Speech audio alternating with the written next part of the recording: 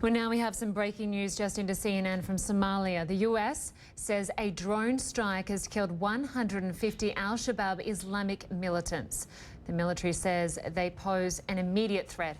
Pentagon Correspondent Barbara Starr joins us now with the details. Barbara, what are you learning?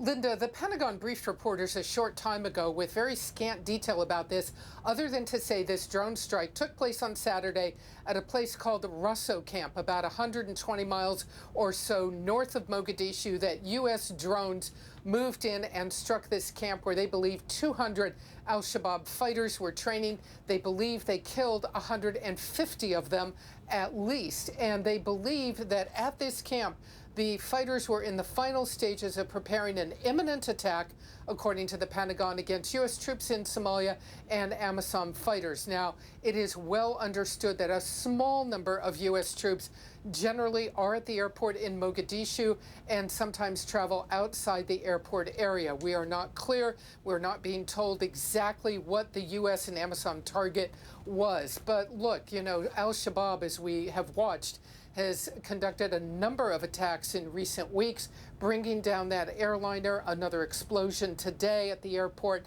So a lot of concern about Al-Shabaab being on the rise, resurgent again, and being able to stage attacks with a lot of impact.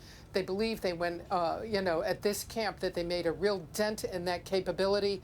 But I'd say there's a lot of questions. How they use drones and precision missiles on drones to attack a camp with 150 to 200 people remains a bit of a mystery. Drones, of course, have precision weapons. Training camps in Somalia tend to be very dispersed with personnel in several areas. Lynda? And as you said, the military said that these Al-Shabaab militants posed an imminent threat. Going forward, do you think the U.S. will focus more on Al-Shabaab?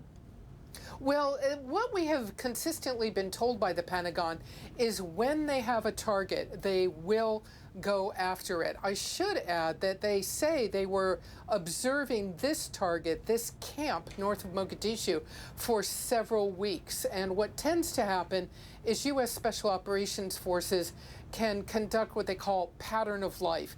Keep eyes on a target through satellites, through drones, through other reconnaissance methods. Keep an eyes on a target for several weeks, see how people come and go, make sure there's no civilians there, see what the various areas of the camp might be involved in. So there's a bit of a hint that that's what they were looking at here, this pattern of life for several weeks. If they get that at another target, all indications are they would go after that as well. And can you give us an indication of how they work with some of the regional forces there to target this terrorist network? Well, I think it's fair to say that, there's a number of potential sources of intelligence on the ground. The Somalia government, such as it is right now, it has been very welcoming of U.S. assistance to go after these terrorist targets. Al-Shabaab sort of ebbs and flows in terms of its activity, and I think people who dismiss it are finding in the last several weeks it's clearly on a period of upswing.